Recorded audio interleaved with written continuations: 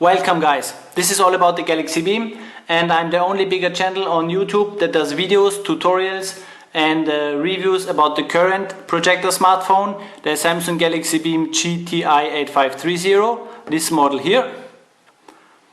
Check out my other videos to realize how awesome this phone actually is.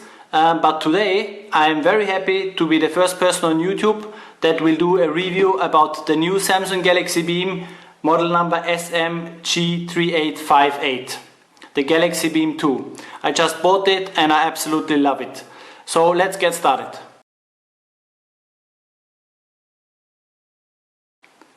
The phone is powered by a 1.2 GHz quad-core Marvell PXA 1088 ARM7 processor. The GPU is from Vivante and it supports OpenGL, 1080p, hardware decoding and encoding for watching Full HD movies and smooth gaming. It has a global G3, GSM, UMTS, HSPA Plus support, including several others. I will put you a link into the video description so you can check out all the connections. It has it offers 1 GB of RAM and 8 GB of internal memory storage, which is not too much, but I will try to swap the internal with the external SD card. It has a micro SD card slot for cards up to 64 GB, but I will try a 128 GB card as well. There is a micro SIM card slot which is different to the previous Beam, and that one had a normal SIM card slot, this one. It also has a 2600 mAh battery on the backside, which is 600 more than on the previous Beam. This battery is also exchangeable. Furthermore, it supports Bluetooth 4.0 Smart Ready. It has USB 2.0, FM radio, HEPS and GLONASS support. OTG didn't work so far, but I will try my best to activate it either alone or with the help of some developers. Because OTG is a must for me.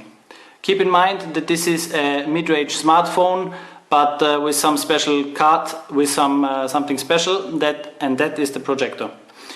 The phone runs on 4.2.2 Jelly Bean. And let me quickly show you the version here.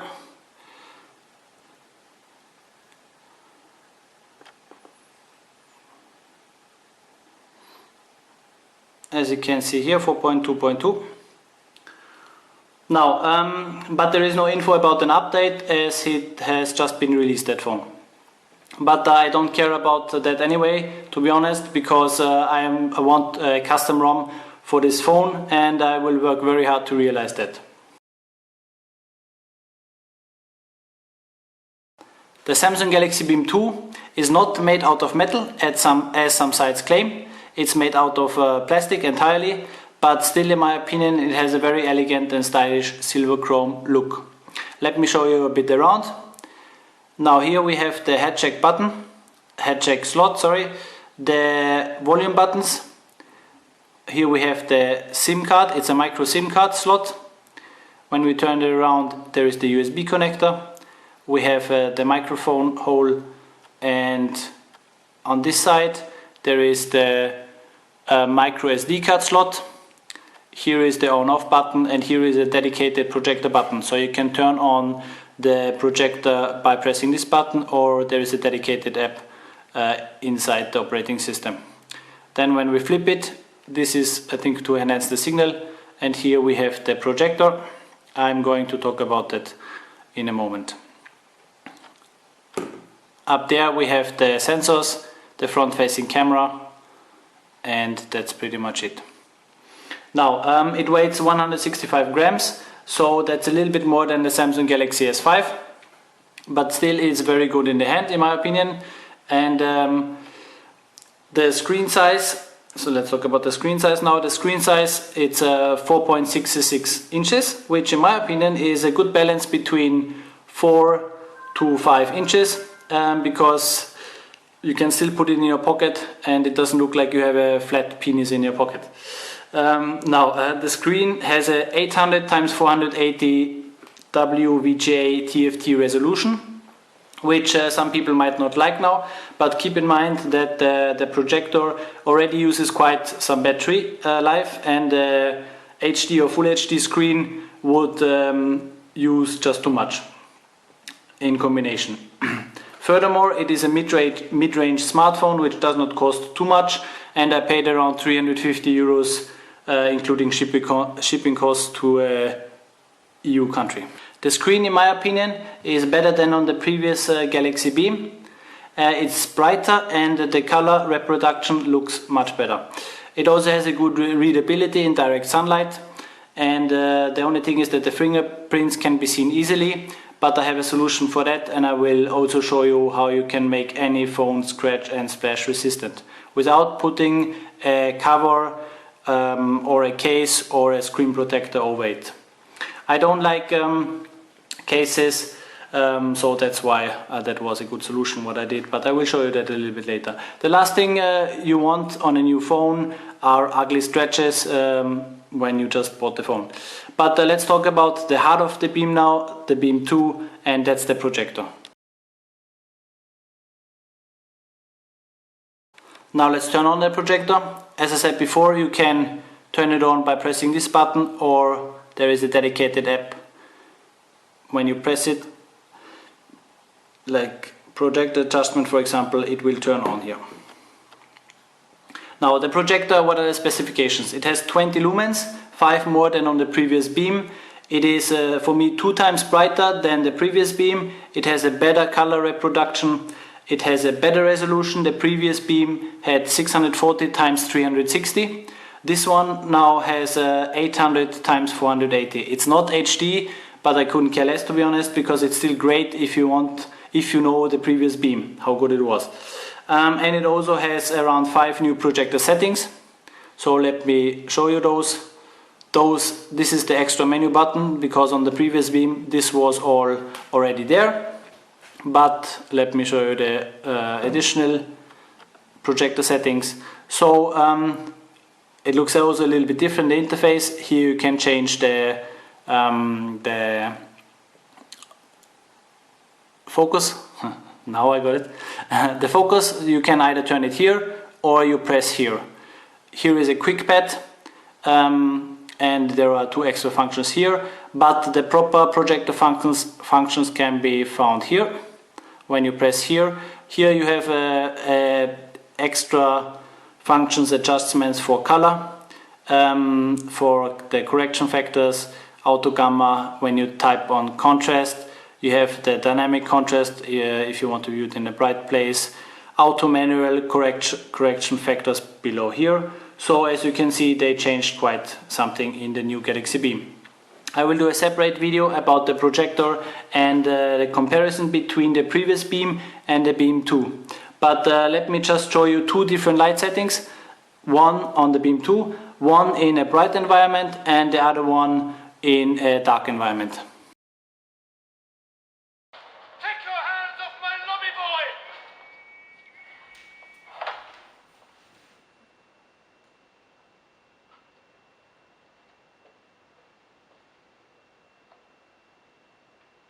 What's the problem?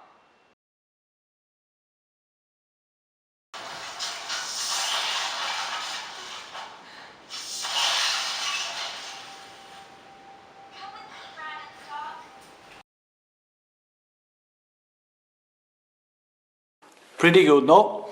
So let's talk about the camera and the video functions.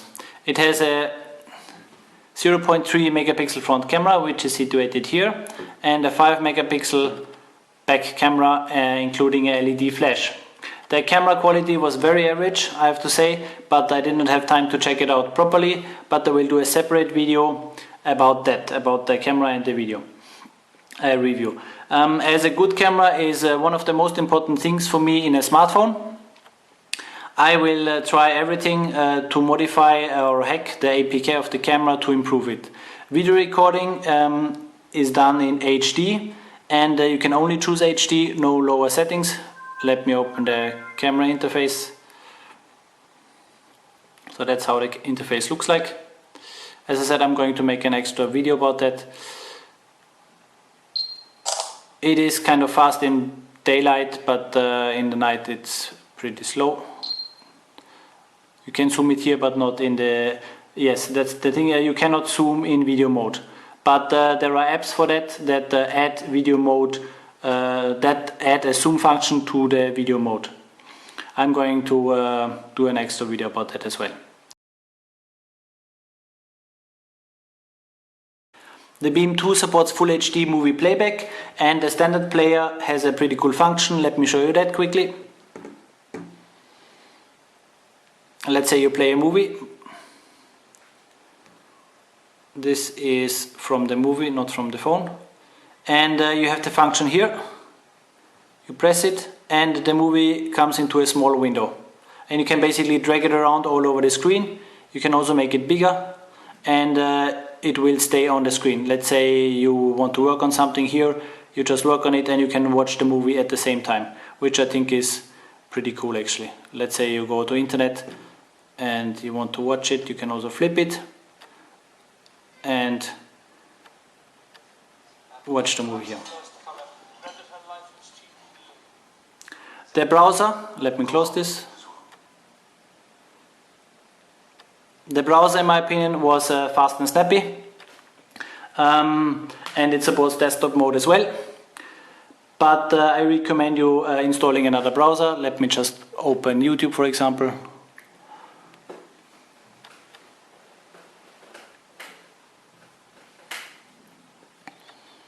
And here, when you press here, you have the desktop view. You don't need actually a flash player because it managed to play the movies or videos without the flash player.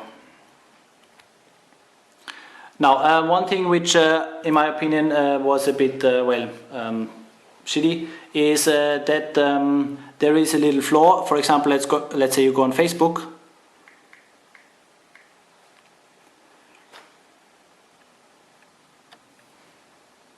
And you turn off the desktop function, so that means you go in the mobile mode.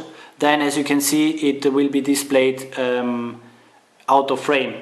And what I recommend you to do for that is to install an additional browser, such as Chrome, Firefox, or the Dolphin browser.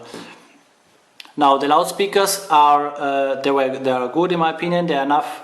It's enough to play a movie on them. But if you want a proper cinema feeling, let me just go back on the movie. This is from the movie, not from the phone. The identity of the owner of the hotel was unknown to all of us. Each month, his emissary, known as Deputy The loudspeaker is down here. arrived to review the books and convey messages on behalf of... Let me close this. The loudspeaker was good enough, but if you want a proper cinema feeling, watching it on a projector, then I really suggest you to buy a speaker, for example, a small one like this one here, the XMI Mini, which is very handy. There's a little bass when you open this, or else you can also buy yourself a Bluetooth speaker like this one, which also has a micro SD card slot. This one is actually very powerful. Turn it on here and you have the backlit as well, and you can control it from here too. I'm going to put the link of everything into the video description. Or else the other option is, if you want to, you can also connect it to your headphones just with the jack, and you can, for example, if you don't want to piss off your neighbors, you can use headphones as well. If you are a teacher, lecturer or businessman, it's good to know that the phone has a pre-installed app which lets you work on Office documents. Let me show you that app. It's called Polaris Office. And let me go back.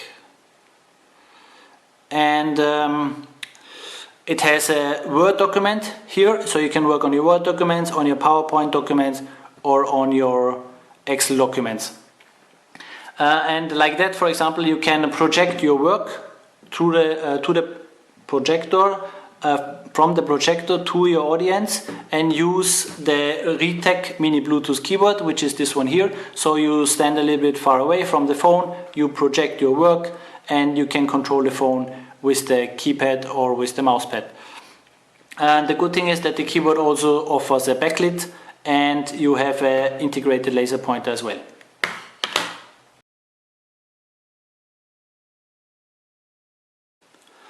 Going through some apps and swiping around was smooth and easy for me, but I first have to root it and install Google Play services on it to be able to test the performance of the apps that I had installed on the previous Beam. But I will report back regarding the performance, and I will do another more detailed review about the phone after I had time to play around on it, because so far I didn't have that much time to do stuff on the phone. When it comes to the interface, some things have changed. For example, a drop-down menu. They added some more icons here, which can all be arranged though. The font, as you can see here, and the app icons are bigger due to the screen size. Keep in mind that you still can change the font size or install a custom launcher. Some settings are different in a different order, and the phone comes with some pre-installed Chinese apps that can be removed. Let me show you the different order, what I mean. On settings, here you can see this is all a little bit different now. But it's not that easy, not that hard to get accustomed to it. It can happen that when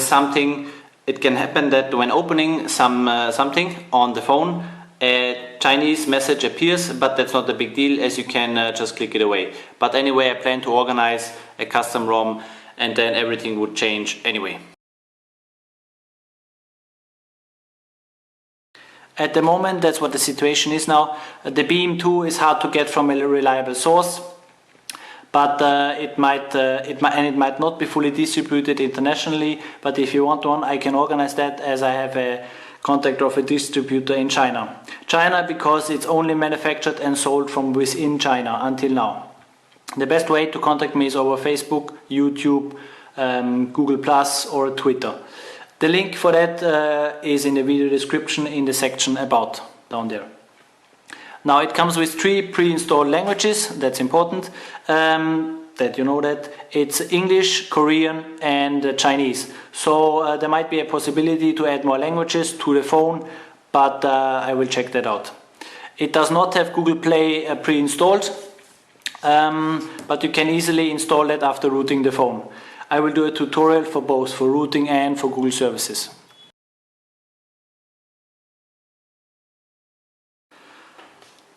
So the projector is much better and has more settings.